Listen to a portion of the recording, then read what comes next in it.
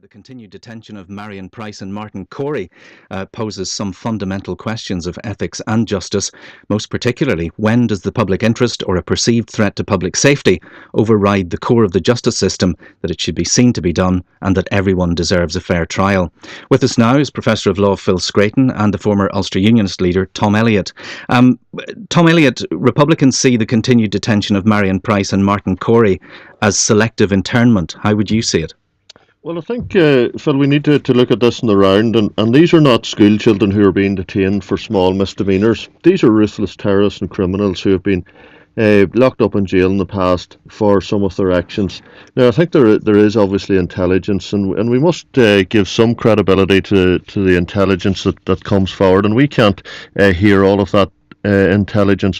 Well, they may have passed convictions, but they're not currently being held on a conviction. No, but what I'm saying is there is obviously intelligence there, and public safety, the safety of our citizens must come paramount in this. And, when you look back at the history of these people, and particularly if you want to look at Marian Price, and she was actually released in 1980 and got a pardon at that stage, or was released anyway. And you have to question, she was released because she was on her deathbed, was the indication at that time. Now, that's quite a number of years ago, and Marian Price is still alive and well, and obviously it's been suspected that she has been involved in some very, very devious and terrorist acts, and we have to take that into account. But you can't say that without seeing any evidence. Well, obviously she has been detained in connection with the murder of two soldiers in Marian.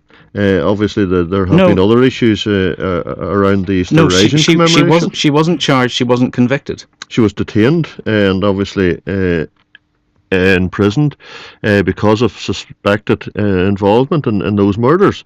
But quite clearly, you don't be locked up for nothing, I have to say. Tom, this is incorrect.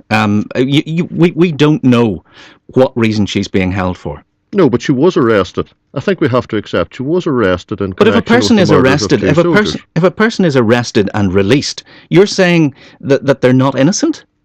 No, indeed, I'm not saying that whatsoever. But what I'm saying is there is obviously intelligence there of which the intelligence services are concerned with the public safety of the wider community.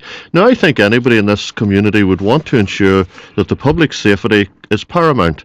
And I'm quite clear, and I'm convinced that these people are being held because of the concerns of public safety, and that I support. Phil Scraton. Well, with all due respect to Tom Elliott, I don't know how many times in that brief response he used the word obviously, and I think there is the tripwire for all of this. We are putting our faith in a system that is operating outside of due process. I think we have to go back to basics here. We don't have the death penalty. The most serious punishment that we can inflict as a state on behalf of its people is imprisonment. Everybody who goes to prison has the right to know the reason for their arrest, their detention, to be charged with an offence in a reasonable amount of time. The case has to be heard in a court, and it has to be heard promptly. The proceedings have to be conducted fairly, thoroughly, speedily, and with the evidence supplied to the defence. The defence should always know precisely what the person is being accused of. And all of us, in any situation, regardless of our past, we are innocent until we're proven guilty. And that is the foundation of a system that we operate, whether Tom likes it or not, of natural and open justice. It's enshrined in our law. It's there within the Human Rights Act. It's there in the European Convention on Human Rights, Article 5, the right to liberty. And it's important because these are incredibly emotional and emotive cases.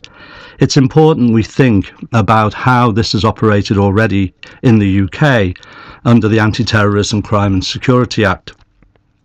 When people were released, having been held indefinitely in Belmarsh Prison, Lord Nicholl of Birkenhead in his ruling stated, "Indefinite imprisonment without charge or trial is anathema in any country which observes the rule of law." He went on, "It deprives the detained person of the protection that a criminal trial is intended to afford." And that issue, along with Article 6, the right to a fair trial, is at the core of these cases. And what we've seen invented since 1997 is this phrase, closed material procedures. And what they mean is that now we can hold a detainee without revealing to them, their legal representatives, or to the public, the case against them. In other words, the most fundamental issue, that we have a right to disclosure of the case against us, is put into abeyance. Those closed material procedures weren't even introduced as an anti-terrorist measure. No, they were introduced in terms of immigration. Now, the serious issue here is that they're currently being extended, and the proposal is to extend them under the UK Justice and Security Bill. Now, this widens the net. It takes it beyond. It's the same with all of these situations. They're introduced sometimes for good reason. I don't think there was actually good reason for these being introduced. I don't think there's ever a good reason for putting on hold due process and open justice. But they were introduced in terms of immigration, and now they've been extended to include a whole range of issues. There are plenty of people who are out there that we would want to see pulled out of everyday life for whatever reason. We would think that as individuals, that's our prejudice. Politicians might actually argue for that. But we have to have due process. What closed material procedures gives is exclusive discretion to government, usually a Minister of State. Now, the issue there is, we always say, this is Owen Paterson has taken this decision. Owen Paterson hasn't taken the decision. He is the front person of the political process. The decision is being taken by those who are actually responsible for security. Look, I think, Meg, to be fair here, Owen Paterson is not taking it for a political decision, as Phil seems to indicate. Surely this is an intelligence decision, and you can't just expect him not to take that decision whenever the intelligence is there and whenever there is good reason. I would like Phil to clarify if he thinks public security and public safety should be paramount. I think the issue, Tom, is that it's really important in these situations that we have a full form of accountability for these kinds of decisions. Otherwise, that intelligence, as we've seen in the past, can put people away for a long period of time without any rights. Now, of course, it's always a balance. Nobody would disagree with that. But the issue from my point of view is that we always look to due process. Well, not my point of view, it's enshrined in our law. What we have here is a situation through closed procedures of advocacy or legal representation, which we all have a right to fundamentally in our law. It's impossible. They can't access the intelligence report that you're talking about.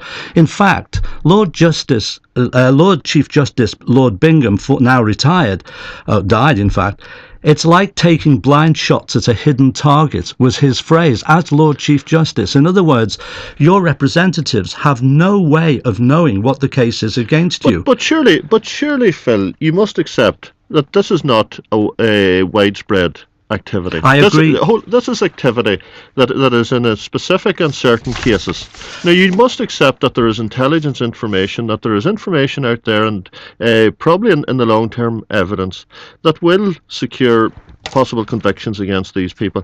And you must accept that there is some of that information that cannot be released at this stage for whatever reason, and that these people, in the best interests of public safety and the wider community, need to ensure that these people are not on our streets. How many times have we witnessed in the past that terrorists have been released and given those various opportunities, and what they do is they go back and they reoffend? Tom, isn't there a danger that this becomes bogged down in the issue of personalities? I mean, we saw a lot of intemperate coverage in the national newspapers over the case of Abu Qatada, and this is similar. Yes, I think that's right, Mike.